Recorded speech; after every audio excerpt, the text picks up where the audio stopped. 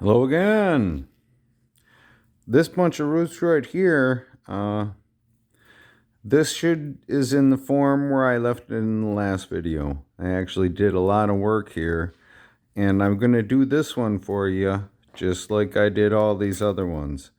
I figured I'd shoot the video on the last one because it's more beneficial, as you can see what I've done on the other ones. Okay, here's one that is at the next stage. And all these aren't exactly the same, but they're pretty close. And we'll point out a couple of things. Things are getting messy here.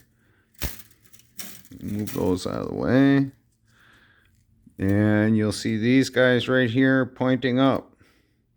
These are the short, well, mostly, I can't say 100%.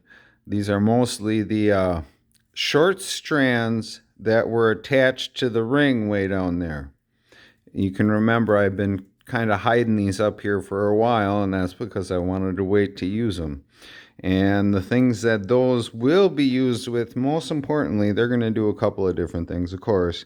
But you can see this one right here.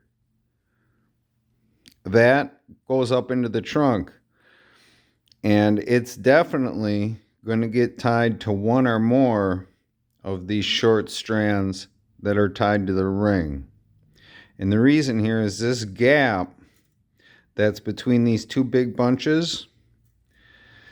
I don't want to leave a crack in there, especially one that goes all the way down to that pipe. I mean, there's going to be somewhat of a division here because I'm trying to, do the trunk to root transfer, and there's divisions on trees, so there will also be a division here. But I want the area between these two clumps to look as proper as possible. So that's why I saved all these short ones from the ring.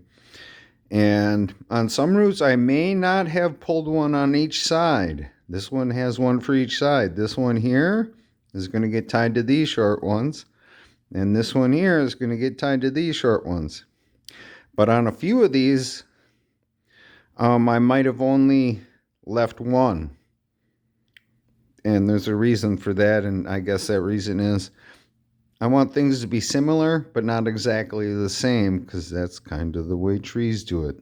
Another thing we can notice here, I did add in some strands, kind of in the same place, a little distance. This one's real hard to see. See that one behind here? That's just one twisted pair.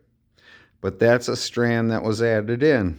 And on the other side, that wire comes out, and I already tied it to another twisted pair.